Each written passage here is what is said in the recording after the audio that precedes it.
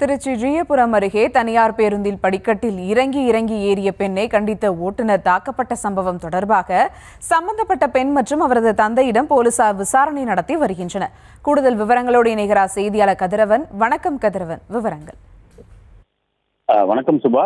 நேற்று இரவு திருச்சி ஜங்ஷன் பேருந்து நிலையத்திலிருந்து MM என்ற தனியார் பேருந்து கரூருக்கு புறப்பட்டு சென்றது. அப்போது ஒரு பெண்மணி அந்த பேருந்தில் இறங்கி படியேட்டில் ஏறி இறங்கி உள்ளார். இதனை கண்ட பேருந்து ஓட்டுநர் கணேசன் என்பவர் அந்த பெண்ணிடம் படியேட்டில் இறங்கி ஏற வேண்டாம், மேலே வாருங்கள் என கூறியுள்ளார். இதனால் அந்த பெண் ஓட்டுநரிடம் தகாத வார்த்தையில் பேசியதாக கூறப்படுகிறது. இதனால் இருவருக்கும் இடையே தகராறும் ஏற்பட்டுள்ளது. அப்போது பேருந்தில் பயணித்துள்ள இருவரையும் சமாதானப்படுத்தியுள்ளனர். பேருந்து புறப்பட்ட சிறிது நேரத்திலேயே அந்த பெண்மணி தனது உறவினருக்கு நடந்த நிகழ்வு குறித்து போன் மூலம் தகவல் தெரிவித்துள்ளார். இதனை அடுத்து பேருந்து ஜியபுரம் கரூர் நோக்கி செல்லும் பொழுது ஜியபுரத்தை நெருங்கியவுடன் அந்த பெண்ணின் உறவினர்கள் 3 பேர் பேருந்தை வழிமறித்து ஓட்டுநரை சாராமுறையாக தாக்கியுள்ளனர். இதில் பேருந்து ஓட்டுநருக்கு பலத்த காயம் ஏற்பட்டுள்ளது.